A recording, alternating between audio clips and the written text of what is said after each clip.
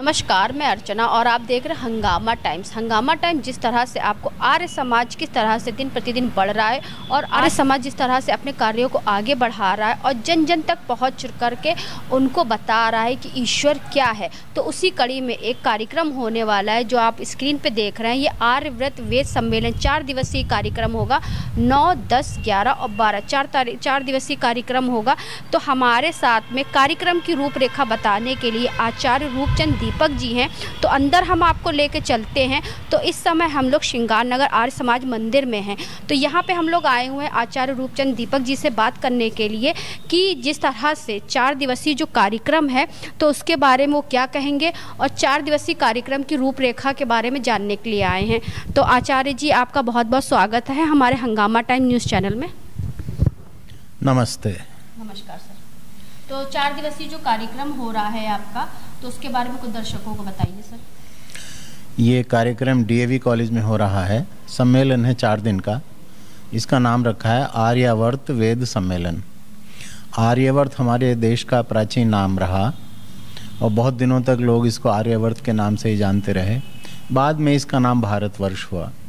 हमारी संस्कृति वेद के आधार पर है और वेद सभी लोगों के कल्याण के उपदेश करता है, इसलिए वेद के नाम से हमने सम्मेलन रखा है। इसमें बाहर से अनेक विद्वान आ रहे हैं। आचार्य आर्य नरेश आ रहे हैं। वो गोवा में रहते हैं, हिमाचल प्रदेश में उनका आश्रम है और वो योगाभ्यासी हैं। योगाभ्यास में यम नियम से लेकर के समाधि तक की सारी जो साधनाएं हैं वो स्वयं भी करते हैं और औरों को भी करवाते हैं। आसन करना, कराना, प्राणायाम करना, कराना, ध्यान करना, सिखाना, और इनके माध्यम से हमारे तन मन के जो रोग हैं, तन मन की जो समस्याएं हैं, उनका समाधान भी वो प्रस्तुत करते हैं।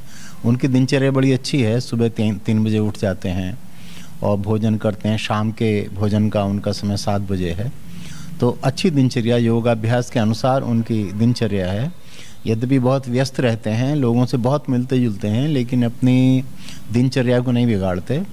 और जो बालक लोग हैं या नौजवान हैं, उनकी दिनचर्या भी अच्छी बनाने का यत्न करते हैं।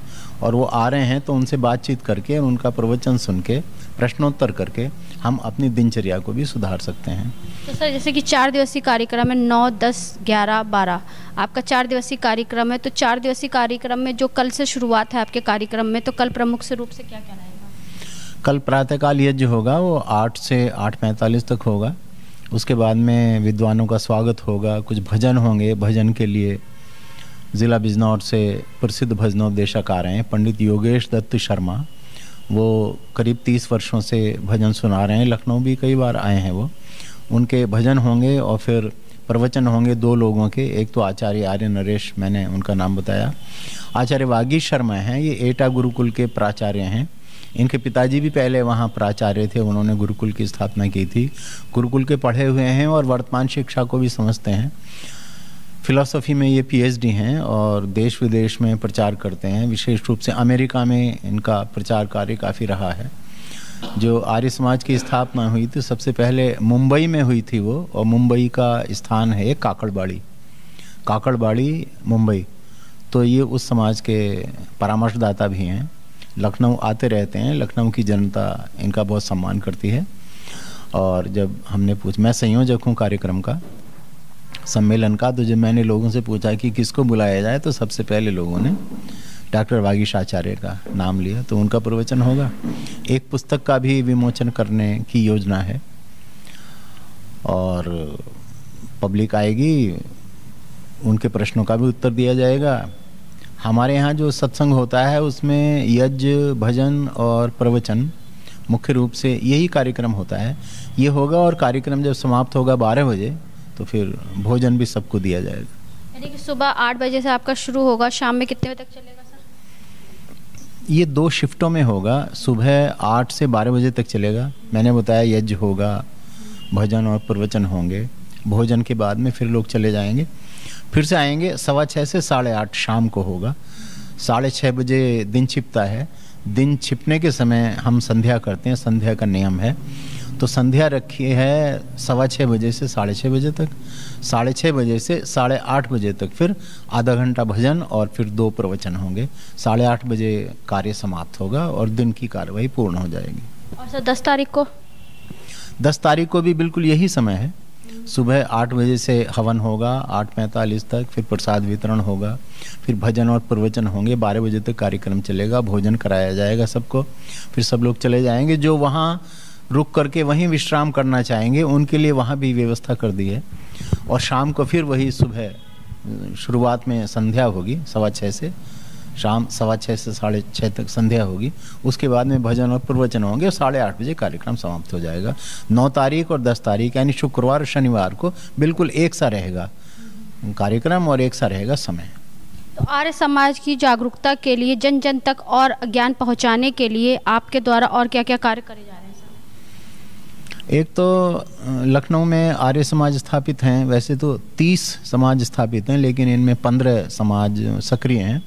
वहाँ पे लोग इकट्ठे होते हैं, संध्या हवन करते हैं, भजन करते हैं, प्रवचन करते हैं, रामायण पढ़ते हैं, महाभारत, गीता, वेद, उपनिषद आदि पढ़ करके सुनाते हैं। विद्वान लोग अपना प्रवचन भी करते हैं। किसी की कोई समस्या हो, कोई प्रश्न हो तो प्रश्नोत्तर के रूप में और समस्या के समाधान के रूप में किया जाता है उसका। बच्चों के संस्कार किए जाते हैं। हमारे यहाँ तो गर्भाधान से ही संस्कार शुरू होते हैं कि विवाह हो गया है तो फिर वेद मंत्र बोल करके और संस्कार की जो विधि है उसको करके और पढ़ लिख करके पति पत्नी दोनों अपना जीवन शुरू करें। फिर जब बच्चा आ जाता है गर्भ में तो उसके संस्कार हैं कि किस प्रकार से उसका विकास, उसके छोटे छोटे अंग किस प्रकार से बनते हैं, पूरा शरीर उसका होता है, फिर बुद्धि भी बनती है। ये 3 संस्कार उसमें होते हैं। गर्भाधान के बाद में पुंसवन संस्कार है, तीसरे चौथे महीने में होता है, छठे महीने में फिर सीमंतोनयन संस्कार है, ये है। उसके बाद में भी नामकरण आदि संस्कार होते जाते हैं। बच्चे को जो उसका भोजन, वस्त्र आदि है ठीक से दिया जाए, माँ उसको प्रेम पूर्वक पाले और अच्छे संस्कार भी दे, अच्छे वेद के शब्द उसके कानों में डाले और कैसे बैठना है, कैसे चलना है, कैसे पढ़ना शुरू करना है, आगे क्या क्या ज़्यादा पढ़ना है, कैसे संयम पूर्वक रहना है। तो ये जो पूरी पद्धति है जीवन के निर्माण की, ये हमारे सत्संगों में धीरे धीरे करके और स्वाभाविक रूप से समझाई जाती है। तो जो सत्संग कर ले, 4 वर्ष, 5 वर्ष, 10 वर्ष सत्संग कर ले, वो जीवन को समझ जाता है, ईश्वर के स्वरूप को समझ जाता है, कैसे ईश्वर की प्राप्ति होगी, जीवात्मा के स्वरूप को समझ जाता है, कैसे जीवात्मा बंध और मोक्ष में आता है और बंधन में जो हम चल रहे हैं तो कैसे मोक्ष तक पहुँचे। संसार के स्वरूप को समझ जाता है, कैसे यहाँ पे अच्छे और बुरे लोग हों, कैसे कैसे कर्म करते हैं, अच्छे लोगों को कैसे फल भोगने पड़ते हैं, बुरे लोगों को कैसे फल भोगने पड़ते हैं। होता ये सत्संग के माध्यम से ही है, लेकिन उसमें जीवन की भी सभी मूलभूत समस्याओं का समाधान प्रस्तुत किया जाता है। जब लोग सत्संग से जुड़ते हैं तो लोगों का एक सवाल होता है कि भगवान क्या है? ईश्वर जो है वो सबसे सूक्ष्म तत्व है संसार का। तो उसको समझने के लिए और भी कुछ चीज़ों को, बल्कि सभी चीज़ों को समझने की आवश्यकता है। जो सबसे सूक्ष्म है वो समझा जाता है सबसे बाद में। पहले स्थूल चीज़ों को आप समझें, शरीर को समझें, वाणी को समझें, मन को समझें, बुद्धि को समझें, अहंकार को समझें, जीवात्मा को समझें और उसी क्रम में फिर परमात्मा को समझें। तो परमात्मा सर्वव्यापक है और वो निराकार है, तो आँख से तो दिख नहीं सकता। तो उसको जो समझाना है वो हम दिखा के नहीं समझा सकते। वो आवाज़ नहीं करता तो कानों से सुना के हम उसको नहीं समझा सकते। हम उसके कर्मों को बता सकते हैं, कैसे उसने पहाड़ बनाए हैं, कैसे नदियाँ बनाई हैं, कैसे प्रकाश के नियम हैं, कैसे ध्वनि के नियम हैं, कैसे जल है, कभी जम जाता है, बर्फ़ बन जाता है, कभी पानी बन जाता है, भाप भी बन जाता है, कैसे भोजन होता है, पकता है भोजन। उससे पहले गेहूँ लाते हैं हम जंगल से, गेहूँ का एक दाना डालते हैं तो ये ज़मीन में कैसे बढ़ करके पौधा बन करके फिर एक दाने से 100 दाने हो जाते हैं। परमात्मा ने ये सब व्यवस्था की हुई सारी ज़मीन में। इस प्रकार से एक ही नियम से गेहूँ की पैदावार बढ़ती। दूसरे भी अन्य पेड़ पौधे हैं। मनुष्य के जीवन में आप देखिए जो विकास होता है जीवन का, कन्या कोई है, विवाह करती है वो, उसके बाद में वो माँ बनती है तो उसके शरीर में दूध आता है। वो जैसी रोटी खाती है वैसी रोटी खाती रहती है, लेकिन जब आवश्यकता पड़ती तब दूध आता है और जब आवश्यकता नहीं रहती तो दूध बंद हो जाता है। तो ये परमात्मा की व्यवस्थाएं सारी, उसके जो काम है, कामों के माध्यम से हम समझ सकते हैं। जैसे जंगल में बहुत सारी ईंट पड़ी हों या पेड़ पौधे वहाँ पे उगे हुए हों तो आप उनको देख सकते हैं कि कैसे उगे होंगे। और अगर कहीं तरतीबवार सारी चीज़ें रखी हुई हैं, उस तरतीब को देख के तो ये तुरंत आदमी समझता है ना कि इस तरतीब को करने वाला, इस विधि को करने वाला कोई व्यक्ति है। तो सारी चीज़ें जब ऐसी व्यवस्थित ढंग से हो रही हैं, अपने शरीर को हम देखें तो कैसे नाक लगी हुई है, कैसे आँत हमारे अंदर हैं, कैसे पैरों से हम चलते हैं, सबकी एक सी व्यवस्था है। तो जो सर्वव्यापक और निराकार परमात्मा है वो सारी व्यवस्थाएं किए हुए है, और वो निराकार होने के कारण और सर्वव्यापक होने के कारण, जैसे आकाश, जैसे वायु ही आप देखिए, वायु चलती है तो वायु को हम अनुभव करते हैं, लेकिन वायु का कोई फोटो खींचना चाहे तो नहीं खींच सकता, लेकिन वायु को अनुभव कर सकते हैं हम। आकाश है, आकाश को हम देख नहीं सकते, छू भी नहीं सकते, लेकिन आकाश को अनुभव कर सकते हैं कि रिक्त स्थान तो है ही, जो रिक्त स्थान है वो आकाश है। और अगर हम बहुत सारी चीज़ों को समझ जाएं तो उन चीज़ों के बीच में हम आकाश के स्वरूप को भी समझ सकते हैं। ऐसी परमात्मा का स्वरूप है, जीवात्मा के अंदर है। जीवात्मा को भी हम समझाना चाहें तो आप देखिए ना, एक पत्थर रखा हुआ है, उसके पास में एक कछुआ उतना ही मोटा बैठा हुआ है, और वो कछुआ हिल रहा है, कभी आगे चलता है, कभी पीछे चलता है, कभी रुक जाता है, कभी अपनी गर्दन घुमाता है, और उतना ही बड़ा पत्थर है, बल्कि पत्थर में वजन और ज़्यादा है, लेकिन पत्थर हिल नहीं सकता।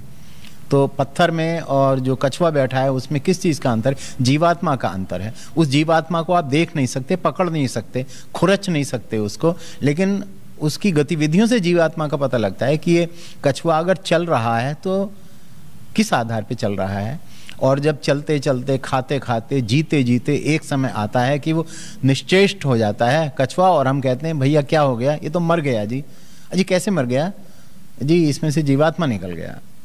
तो उसकी जो अवस्था है, उसकी जो गति है, उसको जान करके हम कछुए के अंदर जो जीवात्मा है उसको समझ सकते हैं।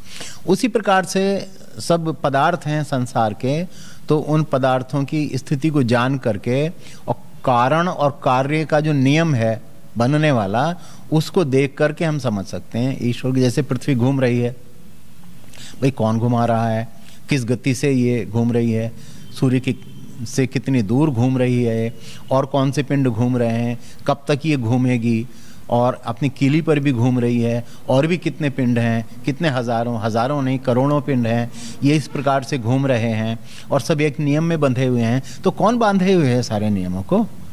वही शक्ति परमात्मा है। उसको कारण कार्य का मतलब किसी कारण से कोई कार्य होता है, किसी के करने से कोई काम होता है, उल्टा करने से काम बिगड़ता है। काम जो करते हैं तो एक समय है, तब तक वो चीज़ जो हम बनाते हैं वो स्थित रहती है, उसके बाद में वो चीज़ बिगड़ जाती है। बिगड़ भी जाती है तो क्या होता है? तो ये सारी जो व्यवस्थाएं कारण और कार्य को समझने वाली, इसको जान करके और इसको समझ करके हम ईश्वर को भी समझ सकते हैं। बहुत अच्छा स्पष्टीकरण किया आचार्य रूपचंद जी ने कि ईश्वर क्या है। तो हमारे साथ में कर्नल अनिल आहूजा जी भी हैं, तो उनसे हम बात करेंगे कि 4 दिवसीय कार्यक्रम में अपना योगदान दे करके उन्हें कैसा लग रहा है। तो सर आपका बहुत बहुत स्वागत है। आचार्य रूपचंद्र दीपक जो इतने बड़े महान ये आर्यव्रत वेद सम्मेलन को अभी करने जा रहे हैं कल से, ये दीपक का मतलब तो रोशनी देना होता है। ये सिर्फ दीपक नहीं, ये तो सूर्य हैं, आभा मंडल के आर्य जगत के सूर्य हैं, जो कि वेदों का ज्ञान पूरी दुनिया में वो फैला रहे हैं इस आर्य जगत लखनऊ में। और इनके मैसेज जो हैं ये भेजते हैं, जिनको देखने के लिए देश और विदेश में लोग ललायित होते हैं। तो इस सम्मेलन से वेदों का प्रचार बहुत ज़्यादा लखनऊ में होगा।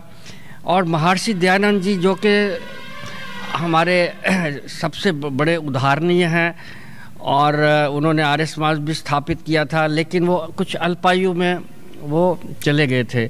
तो अब ये अपनी लेखनी से उनके अधूरे कार्यों को जो है वो आगे बढ़ा रहे हैं। अब इस समय कुछ पुस्तकों को भी अपनी लेखनी से कार्यबद्ध में लगे हुए हैं। तो जैसे कि एक राष्ट्र एक संस्कृति और भी कुछ दर्शन पुस्तकें।